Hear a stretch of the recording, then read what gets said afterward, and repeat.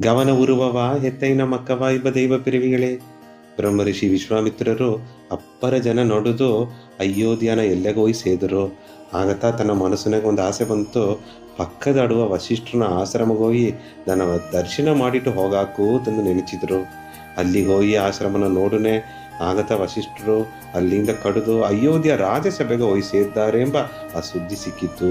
ವಿಶ್ವಾಮಿತ್ರರು ಅಯೋಧ್ಯ ದೇಶವ ನೆರುಂಗನೆ ದಶರಥರನ್ನ ರಾಜ್ಯಸಭೆನೋಗೆ ಕುಳಿದು ನಿದ್ದ ಮಹರ್ಷಿ ಸಪ್ತಋಷಿ ವಸಿಷ್ಠರು ದಶರಥರ ಮಹಾರಾಜನ ನೋಡಿ ವಿಶ್ವಾಮಿತ್ರರು ಅಯೋಧ್ಯ ಎಲ್ಲ ಸಾರೆ ಬಂದುಂದಾರೆ, ತನ್ನ ಹೋಗಿ ಕೂಟಿನ ಬಪ್ಪುದಗ ಆವ ಕೇಗ್ಸೋ ತಂದು ಉತ್ತರವು ಕೊಟ್ಟರು.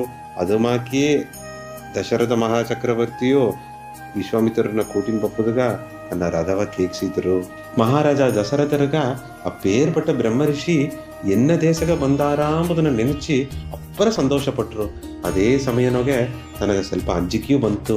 ಏನ ಸುದ್ದಿ ಬರೆಯೋ ಉಳ್ಳಿತ ಒಲ್ಲವ ಅತ್ತಂದು ಅದನ್ನ ನೆನೆಸಿ ಕವಲೆಪಟ್ಟು ರಾಜ್ಯಸಭೆನಾಗ ಓಸನ ಮಾಡಿ ಕುಳಿದುಂದರು.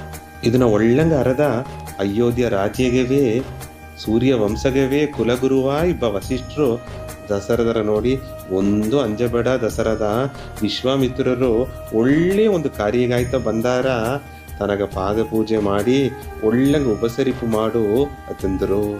ಇದನ್ನ ಕೇತಗಿಂದಾಡು ಮಹಾರಾಜ ದಶರಥರನ ಮನಸ್ಸು ಅಮೇದಿ ಆತು. ಅವೆಲ್ಲಾಗ ಅವ್ವಯ್ಯ ಇಬ್ಬ ಆದಿಪರಾಶಕ್ತಿ ಎತ್ತೆಯ ಕುಲದೇವರ ಬೇಂಡುವ ದೇವರು ಕುಲ ಮಕ್ಕವೇ ನಾಯಿಗೆ ತುಂಬಿದ ಗವದ ಸ್ವಾಮಿ. ವಿಶ್ವಾಮಿತ್ರರು ಅಯೋಧ್ಯ ರಾಜಸಭೆನೋಗೆ ಆಡಿದ ಮಾತು ಮಹಾರಾಜ ದಶರಥನ ವಾಕುಪತ್ತಿ ನಾ ಅಪ್ಪರ ಇನ್ನು ಹೇಗಿನೇ. ತುಂಬ ಸಂತೋಷ, ಪೂರ್ಣ ಆಶೀರ್ವಾದ.